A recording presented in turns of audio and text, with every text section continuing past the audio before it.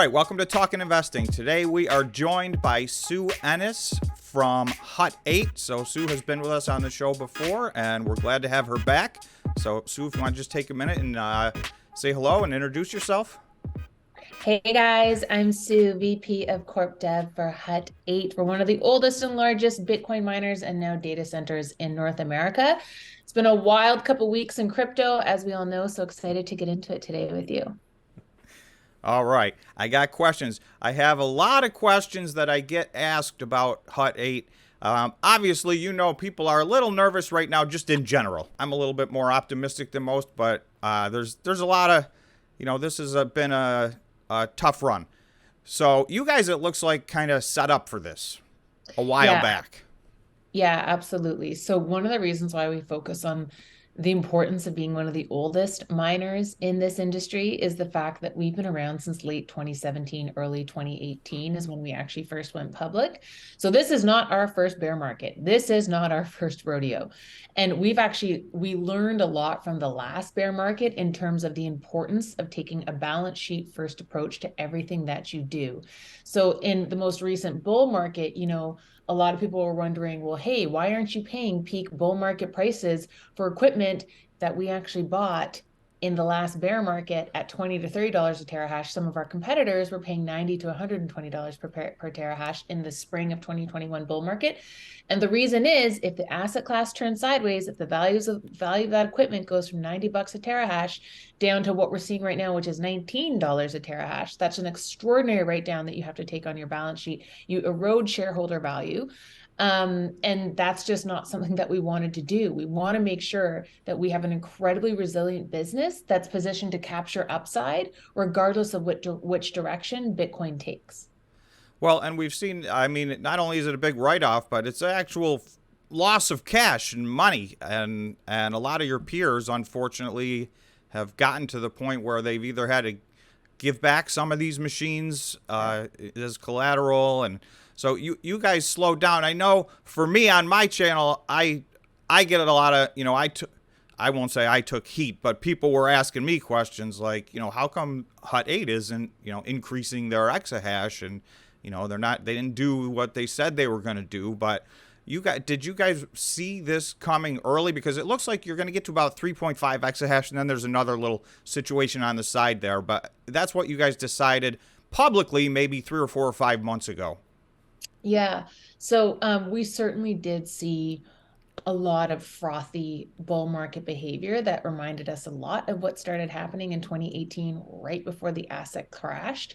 Obviously, no one could have predicted what happened with FTX or Celsius. But look, we're taking a really long-term view as to how we build shareholder value. And we've actually said on the past two earnings calls that, we are explicitly in M&A mode now. We are looking at going shopping.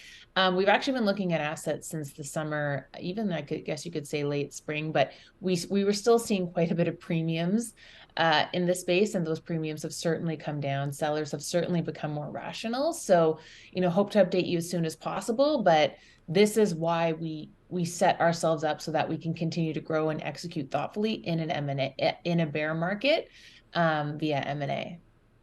So yeah, I've been watching. I know on your conference calls and even in your financial statements and your press releases, you talk about potential organic and inorganic growth. So for me, I kind of been using you guys. I'm waiting to see you pull the trigger for the first Yeah. time. So are Yeah. we in that neighborhood, or don't you know? Look, we also explicitly talked about inorganic growth last year, and then what we ended up doing was a really interesting deal in the traditional data center space. And part of that move was, well, number one, it was 30 million bucks last January. We bought five data centers off of a publicly traded company named Terrago. And what's really cool about that business, and just sort of speaking to how we manage our balance sheet, is the deal came with 400 existing data center customers. It clips about 4.4 million in revenue every quarter.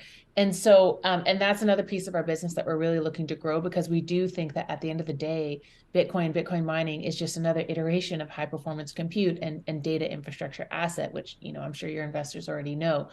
But what's really interesting about that deal that we did, that M&A, was that again, even if Bitcoin were to go to zero, which we do not think it's going to go to zero, we're incredibly bullish on mining, especially into the next halving. We still have a thriving, growing business. The data center business in and of itself is expected to grow by like 11.5% over the next 5 years, um, or at a CAGR of 11.5%.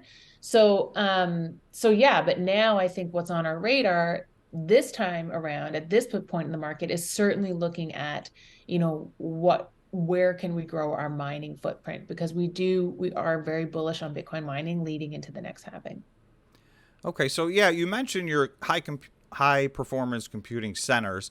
I think in your press releases and in your presentation, you talk about like a 35 to 40% gross profit margin. Is that something that you guys are still finding, or has this all the stress on this environment changed that situation for you guys? No, it hasn't changed that situation. And that's the beauty of having a business in a completely uncorrelated industry, right? The cloud computing industry, every single business, whether you're a bank or a government or a special effects studio, and we have clients in all of those industries, you need data, you need backup for your customer data. You need cloud support, you need disaster recovery. So this business has nothing to do but is tied in to, again, where we think high performance computing in general is going, but it's uncorrelated to the stress that we're seeing in the crypto market. So do you guys have capacity still to grow? Is that a business you mentioned? I think 11% compound annual growth rate inside the industry. Are you guys looking to match that or beat that, or? Yeah. So for 2022, we really focused on just sort of cleaning up some pieces of the business that we bought, because it was a generally neglected business, that we had bought off of this other company. But yeah, like the deal came with 400 existing enterprise customers in the government, financial services, and special effects space, and we absolutely are growing it. We've got about 9 sales reps that are pounding the pavement and growing that side, of the business. And I think it's really compelling when you look at things like, I'm not sure if you've been following in the media, but there's I've been seeing growing conversations and focus on how AI could impact the DeFi and crypto space. So making algorithmic trading, more smart, helping mitigate smart contract vulnerabilities, again using AI algorithms. All of that needs data infrastructure support, right? So you need servers to make that happen. You need composable compute to make that happen, even if you're a crypto business adding AI. So, or again, if you're just a traditional AI machine learning business in the biotech or pharma space, we have the infrastructure to serve effectively any industry and how they want to continue to build. So yes, it is a piece of our business that is growing. Okay, we have just quickly that the infamous 10,000 Nvidia GPUs that you guys got. I know those were high performance computing devices. Are those basically, are we up in the air on those? Are you still mining on those, or are they going to be integrated into the other side of the business? Yeah, great question. So they are going to be integrated into the other side of the business. We're currently we've got rack space for them. We've already installed about 180, and they are doing different iterations of composable compute. And so yes, we're certainly going to be integrating the rest of those 10,000 GPUs into our business, and we'll definitely update you guys once we figure out sort of, or once we land on the path that we think is the best for how to use them. Because there's a lot of different things you can do with them. You can do digital render. You can technically mine other GPU proof of work based coins. So, for example, Raven or ETC. But we certainly don't see the hash rewards that we saw with Ethereum when it was in proof of work. But I think the beauty of the infrastructure that we have in these data centers is that they facilitate composable compute. So you can easily flip between different iterations of compute, in the data center, which is also what customers like. Because again, like I said, if I'm, let's say, a pharma company and I want to start adding an AI component to help run my patent permutations more efficiently, I can do that in the Hut 8 house. And then when a customer isn't using some of our excess capacity, we can also, like I said, mine and continue to add Bitcoin to our balance sheet ourselves using our, mine alt networks and get paid out in Bitcoin strategy. So So yeah, there's a lot of optionality here, is my long-winded way of saying. There's a ton of optionality here, and that's how we have designed this business and will continue to design this business, that we can be pivot and be agile. And it sounds like you're sticking to the policy. You guys, even though you mined Ethereum for a long time, you were paid in Bitcoin, I Correct. believe. Yes, So correct. is Correct. that what you're still doing with whatever? And do you see? Yeah, I'm a little bit surprised. There's when Ethereum switched over to proof of stake, there was a void, Mhm. and it seems like nothing is filling it as far as proof of work goes. Do you guys think that as we get out of this bear market, that's going to change, or is that just gone? No, I think it probably will change, aka, there will be more um interest in some of these alt networks and altcoins.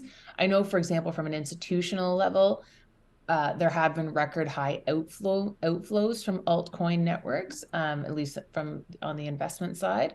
Um, and I think one of the reasons why, let's say, the ETC Ethereum Classic or like Raven coins of the world weren't able to sort of pick up all that Ethereum proof of work exahash is because the network hash rate in and of itself and the rewards just aren't there. Like, it doesn't have the capacity to manage all of that sort of migration, that flow or that level of migration.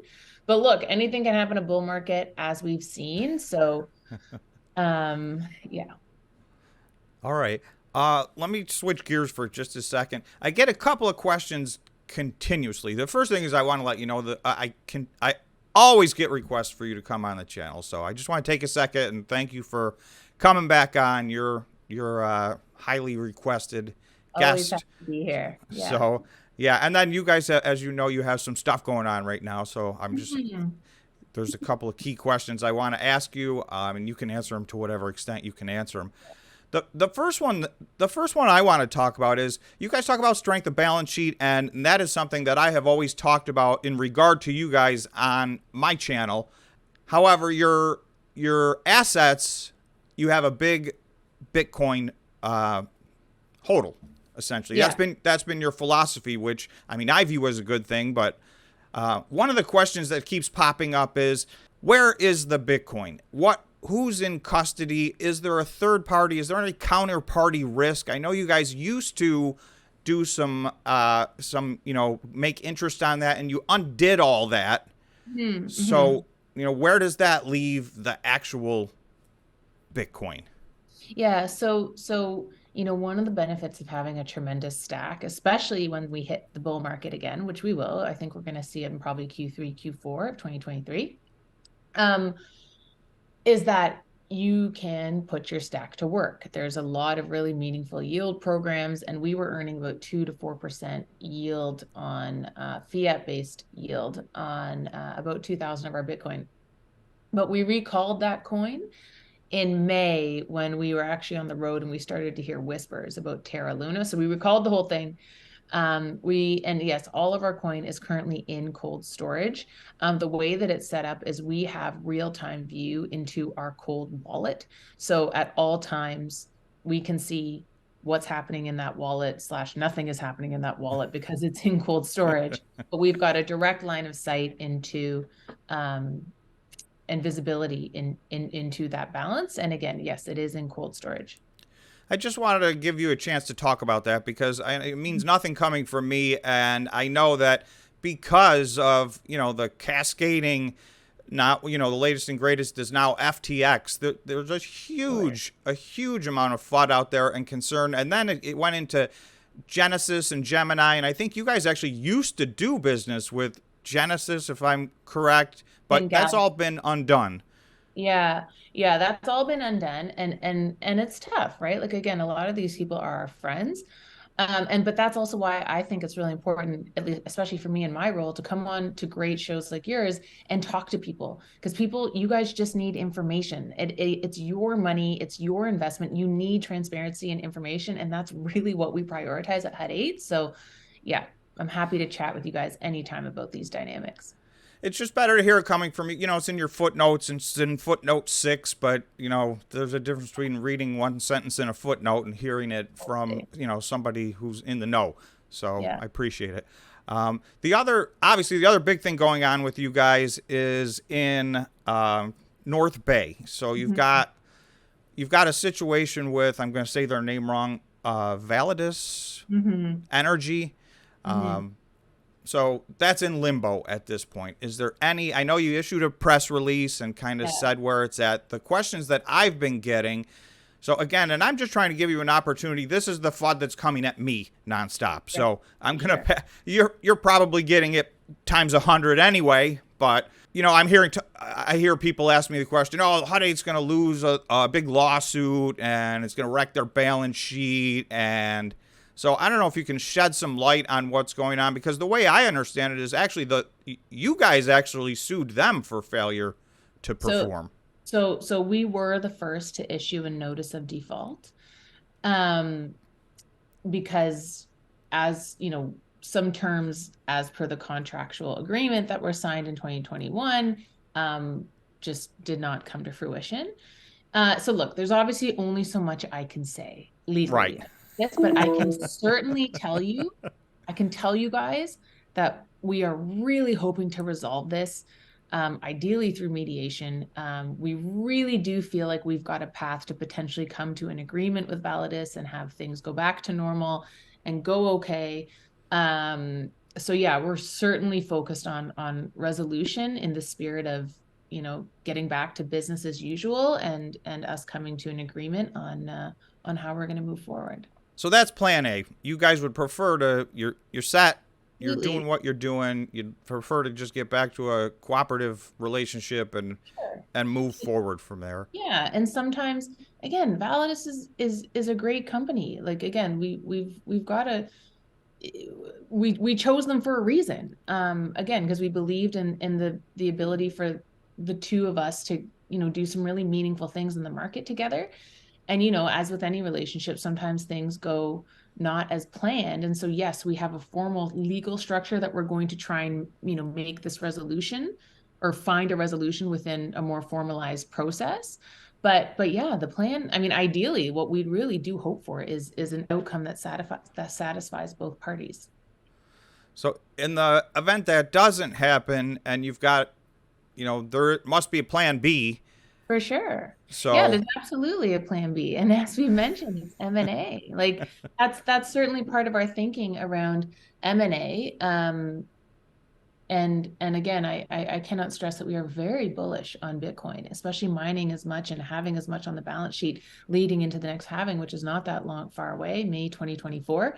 I think the data center play is obviously something we're also very bullish on, but that's sort of like a 5 to 10 year strategy. So yeah, we're in a position where we can do some really meaningful M&A. Lots of sales are happening now that we weren't seeing in the summer, and so I think regardless of what happens with Validus, we really feel like we're in a position to capture upside here. okay, so that kind of answers one of my other questions, because I know there's a lot, even just looking from your investor presentation standpoint, and I think you're just trying to educate, the public on this new business you're doing, but it's almost split 50-50 between but it sounds like you're saying you guys are still, I'll ask you the question instead of give you the answer. Are you guys still a Bitcoin mining first company? Yes, yes, yes, absolutely. Okay. Absolutely. Yeah, I mean that's what it feels like. That's what you've always said, and you've reiterated that you're very bullish on Bitcoin. I am as well. I think Yeah, we're I mean, all. look, we've almost got 9,000 Bitcoin on our balance sheet, right? Like we've got, last time we reported it was like 8,967 unencumbered on our balance sheet. And that's because we believe that this asset class has tremendous value and we want to assemble as much as possible at these prices. So Yeah, and you mentioned a key statement there. Your stack is completely unencumbered. So correct, that is now the exception to the rule inside of your correct, industry. And correct. there's even some companies that have very recently that had not encumbered their stacks that just recently did so. So without a names, you probably know who I'm talking about. That was confusing to me. So are you guys ever gonna put yourselves in a position where you have kept your debt to a minimum? And it Mhm. seems like all the companies, I've done a top 5 list on the companies that I think are most likely to to survive a crypto winter, however long it is. And then I've done my top 6 companies that I think, are facing serious problems. Not to say they're automatically going to go out of business, but those 6 companies all have a lot of debt. That seems to be the common denominator. Mm-hmm. And, Yeah. Yeah, there's a lot of debt, a lot of debt. And again, it really did make us sad to see some of our friends, honestly, in the industry capitulate. Again, we love the Core guys. Mike Levitt is an awesome dude, CEO of Core. But again, if you haven't been in this industry for very long as we have, again, this is our second bear market, it's easy to think that the going being good is going to last forever, and to make decisions in the spirit of Bitcoin always being at 60K that again don't serve you when Bitcoin's down at 17. So yeah, it's been tough. It's been really hard to see people capitulate, but again, this is bear markets are for building. We learned from the last one, and that's certainly been an advantage. so Core, I mean, you mentioned you're friends with the guys at Core Scientific, and I would say they are if you guys have been the most conservative and the most prepared for the crypto winter, I think they're probably the polar opposite situation. They were in ultra high growth mode. They were, and honestly, they were doing a really good job. Like they were mining something like 33 Bitcoin a day at one point. And I think the bigger point is that like you need to have a balanced burn versus blitz scaling in this industry, because blitz scaling can go sideways very fast when markets turn sideways. So how's I looked at your third quarter results ended September 30th versus June 30th, and it looks like your your energy cost per coin went down. Yeah, So which was great. yeah, so is that Yeah, something that's a trend that's continuing, or what's going on there? yeah, I mean, look, there's only so much I can say on it of things that haven't been publicly disclosed, which I know is no fun, but it is what it is. I understand. Working for a publicly traded company. Yeah, so the energy costs went down. We've got a really brilliant team on the ground who's really looking at energy prices in real time, just to make sure that we're capitalizing on when power is cheap, and making sure that we're not paying too much for power. But again, back to our sort of M&A ambitions, looking at diversifying our PPAs is certainly on the radar. And yeah, we certainly do hope to keep that cost per coin at 13.8 USD as best as we can. Right, But that was a. again, no guarantees. But like I said, the plan is to continue our PPA diversification. I don't really want to beat a dead horse on this, but counterparty risk. Is there counterparty risk for you guys? I mean, and I'll tell you from my perspective, it does not seem like you're dealing with these exchanges as far as FTX No, and no. all the other things go. You're not in that world?